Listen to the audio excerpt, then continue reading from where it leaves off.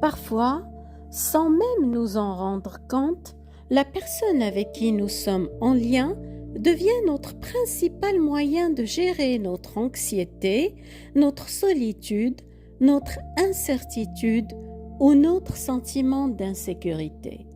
Ce qui était censé nous apaiser finit alors par nous faire souffrir davantage. Notre équilibre intérieur dépend de plus en plus d'une source extérieure à nous. La relation porte un poids qu'elle n'est pas faite pour porter. Peu à peu, notre façon de nous attacher devient insécure.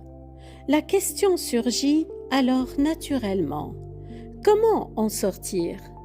Comment retrouver un attachement plus sain? La prise de conscience d'utiliser l'autre comme un stabilisateur émotionnel est une étape importante, mais elle ne transforme pas instantanément la structure du lien.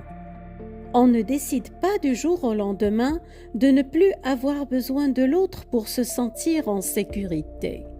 On ne décrète pas la fin de l'angoisse d'abandon. On ne se réveille pas un matin en étant soudain capable d'être seul sans peur ni sentiment de vide. Pourtant, ce changement est possible.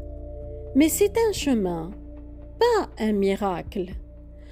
Aujourd'hui, dans les élans du cœur, nous allons parler de ce passage, de la manière dont on quitte progressivement un attachement de régulation pour construire des liens plus apaisés, plus libres et moins épuisants.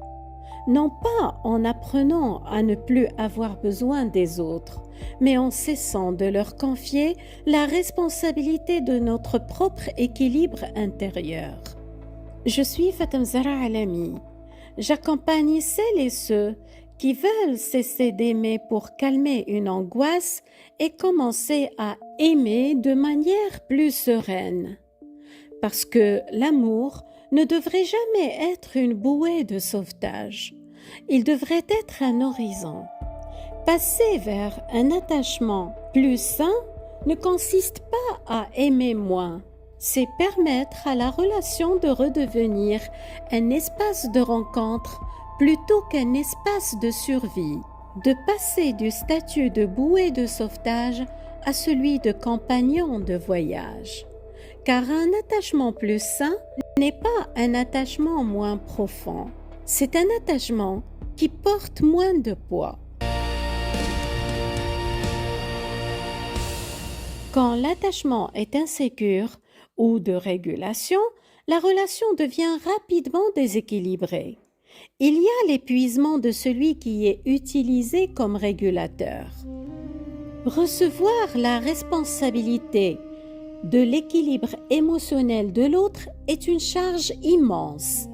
On doit être disponible, rassurant, constant. On n'a pas le droit de s'absenter, de douter, de prendre du temps pour soi. L'autre interprète chaque distance comme une menace. On s'épuise à rassurer.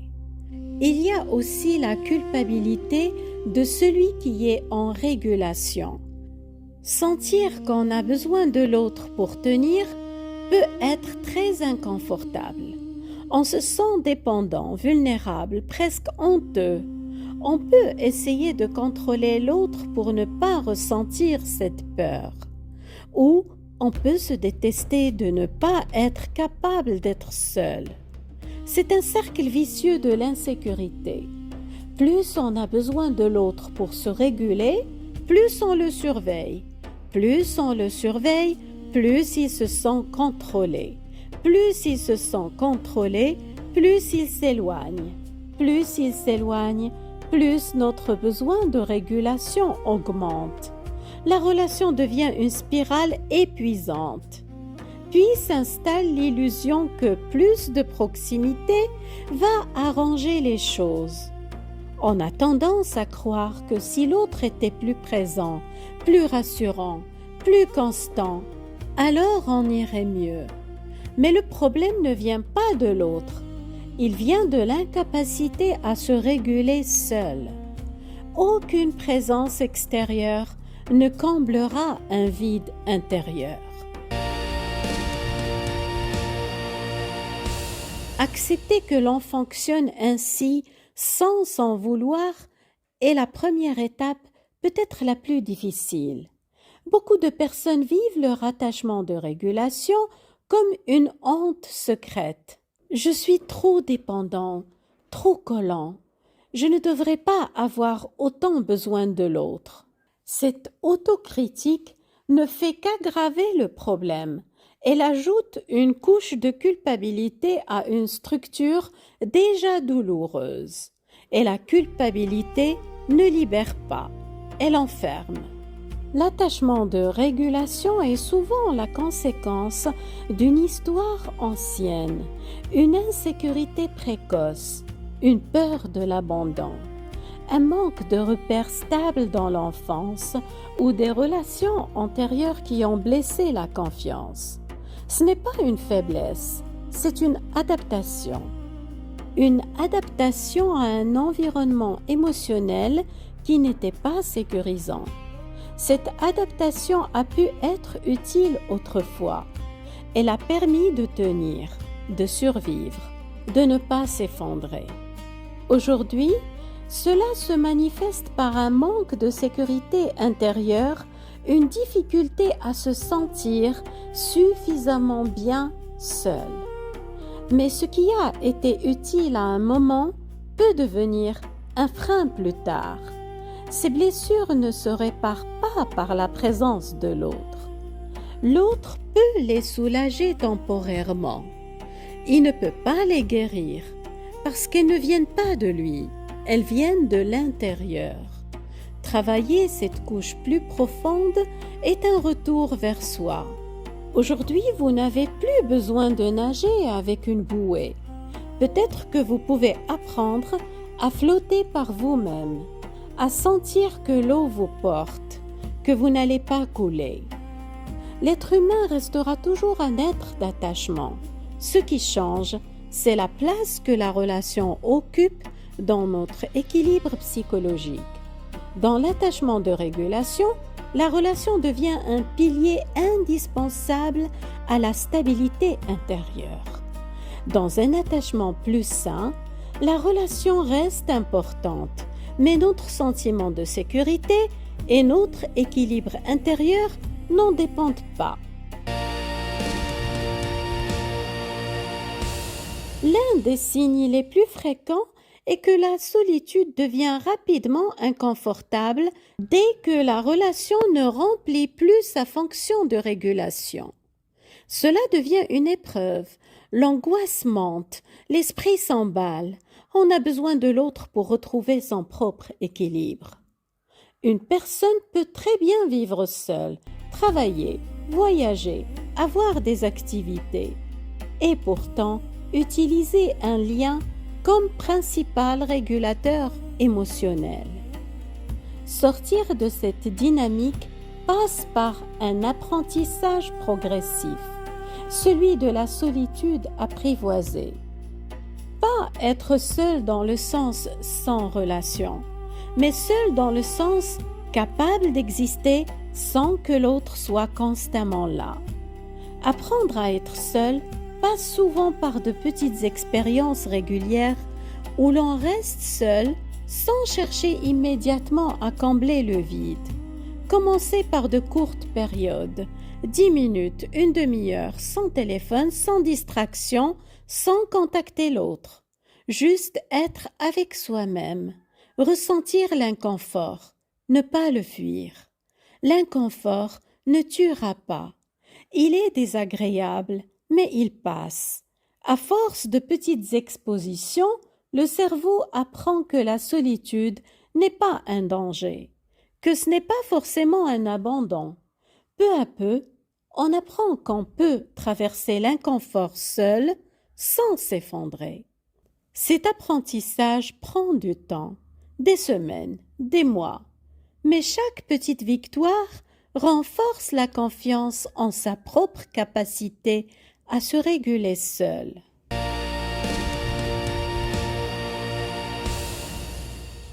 Une relation devient souvent une bouée de sauvetage lorsque trop de besoins fondamentaux reposent sur elle.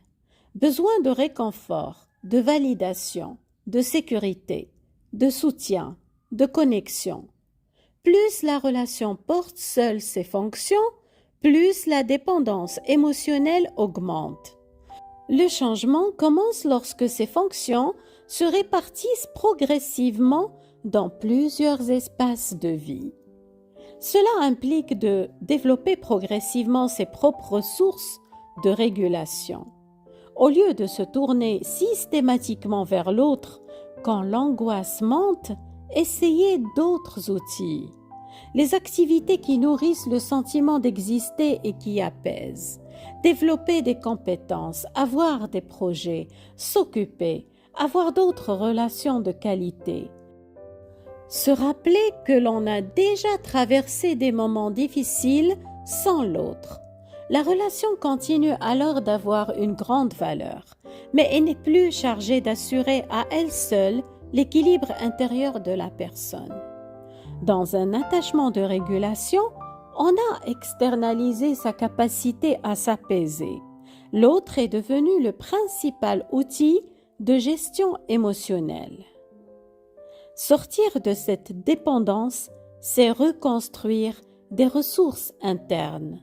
Cela commence par identifier ce que l'autre apporte concrètement. Est-ce de l'apaisement, de la validation, une distraction face à l'angoisse, un sentiment de sécurité, une preuve que l'on existe? Pour chaque besoin, cherchez des alternatives. Des alternatives qui ne dépendent pas de l'autre. Si l'autre apaise l'angoisse, essayez plutôt la respiration, l'écriture, le mouvement, une activité qui calme. Apprendre à se valider soi-même, ne plus attendre de l'autre une validation. Se rappeler ses réussites, ses forces, ses qualités, sa créativité. Si l'autre comble un vide, apprendre à s'occuper seul, trouver des activités qui ont du sens, qui procurent du plaisir, qui ancrent dans le présent. L'important n'est pas l'outil choisi. L'important est que la régulation ne repose plus exclusivement sur une seule personne. Ce n'est pas facile. Les anciennes habitudes sont tenaces, mais à force de pratiquer ses propres ressources, elles deviennent plus accessibles, plus fiables. On n'a plus besoin de l'autre pour tout. Une question clé peut guider ce cheminement. Est-ce que je veux être avec cette personne ou est-ce que j'ai peur d'être sans elle? La peur d'être sans l'autre n'est pas une preuve d'amour. C'est parfois une preuve de dépendance. Et la dépendance n'est pas de l'attachement sain. Apprendre à distinguer ces deux sensations est essentiel. Quand on a envie de voir l'autre, c'est un désir. Quand on a besoin de le voir pour ne pas angoisser, c'est une nécessité. Le désir laisse respirer. La nécessité étouffe. Pendant ce cheminement, il est normal que la peur soit encore présente. L'important n'est pas de ne plus jamais avoir peur, mais de ne pas laisser la peur décider à votre place. C'est de faire un pas vers l'autre parce que vous le voulez, pas parce que vous ne pouvez pas faire autrement. Un autre changement important concerne la manière dont sont vécues les fluctuations normales du lien. Apprendre à tolérer l'incertitude. Accepter que l'on ne contrôle pas l'autre, que tout peut arriver sans que ce soit la fin du monde. Accepter de ne pas savoir si l'autre va revenir, répondre, rester. Accepter que l'on peut être bien même sans cette certitude, car on ne fait pas dépendre notre bien-être d'une relation. Dans un attachement de régulation, chaque distance est facilement interprétée comme un danger. Chaque silence devient un signal d'alarme. Chaque changement de disponibilité déclenche une angoisse. Dans un attachement plus sain, les variations ordinaires du lien peuvent parfois être inconfortables, mais elles ne menacent plus immédiatement le sentiment de sécurité intérieure. On sait qu'une relation vivante n'est pas figée. Elle connaît naturellement des évolutions, des ajustements et parfois des périodes de plus ou moins de proximité. C'est normal. Lorsqu'on s'ajuste à ces évolutions, il devient plus naturel de rester ouvert sereinement à la possibilité que l'autre change ou traverse quelque chose que l'on ne perçoit pas encore. L'avenir de la relation ne menace plus notre équilibre intérieur et notre sentiment de sécurité. Beaucoup de personnes tentent de sortir de l'attachement de régulation en se forçant à moins coller, à laisser de l'espace, à ne pas être trop demandant. Ces efforts comportementaux sont utiles, mais ils ne suffisent pas, parce que tant que la structure intérieure n'a pas changé, les anciennes peurs reviennent. On peut se retenir d'appeler, mais l'angoisse, elle, reste parfois. Le vrai changement n'est pas que comportemental, il est structurel.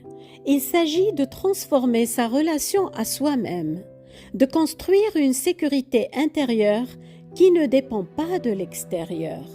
Cela passe par un travail sur l'estime de soi, sur la confiance en sa capacité à traverser les difficultés seul, sur l'acceptation que l'on peut être triste, seul, inquiet, sans que ce soit une catastrophe. Avoir la foi, savoir que le plan de Dieu est toujours parfait, que nous avons les expériences de vie dont nous avons besoin pour évoluer. Changer la structure est plus long que changer le comportement, mais c'est le seul chemin vers un attachement réellement sain. Parce qu'on ne peut pas construire une relation sécurisante si l'on n'est pas soi-même sécurisé à l'intérieur. Le basculement le plus profond se produit lorsque la relation n'est plus utilisée pour réparer en permanence un état d'insécurité, quand l'amour cesse d'être un système de survie. L'autre cesse progressivement d'être une solution émotionnelle. Il redevient une personne autonome, libre de ses choix et de ses mouvements. Une personne aimée, importante, précieuse, mais qui n'a plus la responsabilité de maintenir seule notre équilibre intérieur.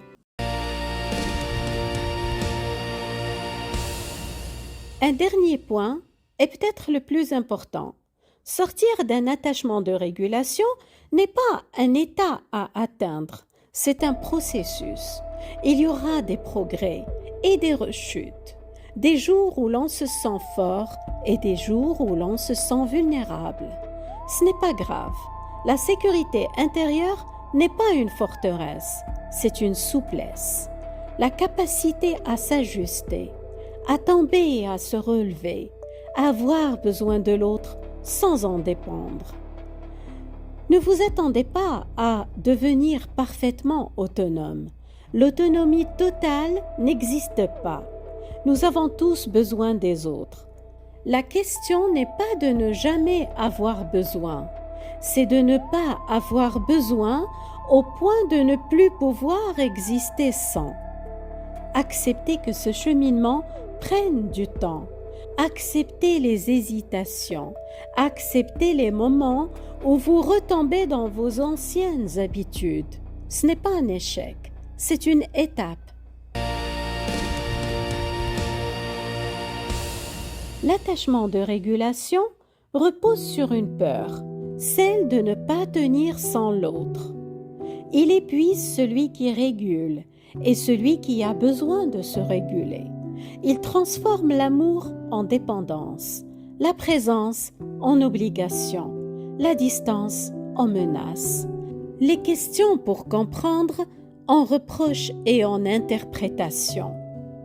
En revanche, l'attachement sain ne demande pas de surveiller, de contrôler, de vérifier. Il ne demande pas de sacrifice permanent. Il ne demande pas de s'oublier pour l'autre. Mais il n'est pas non plus l'absence de besoin.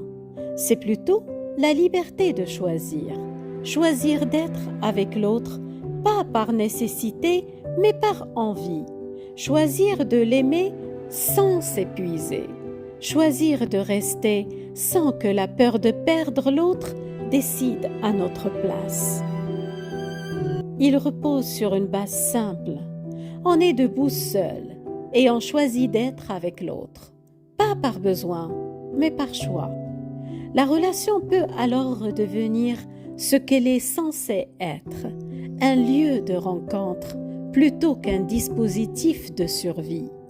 Et c'est souvent à ce moment-là qu'apparaît une forme d'amour plus calme, non pas moins profond, mais moins chargé de peur. Un amour qui vous apaise, pas qui vous épuise.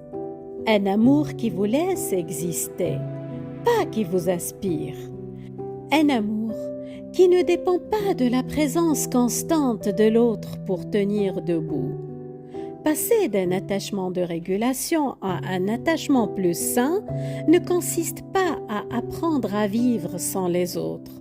Il consiste à apprendre à ne plus se perdre soi-même dans le besoin des autres. Car il ne s'agit pas d'abandonner l'autre. Il s'agit de ne plus avoir besoin de l'autre pour ne pas s'abandonner soi-même. Le chemin est lent, mais il en vaut la peine. Prenez bien soin de vous et de votre capacité à être bien, même seul.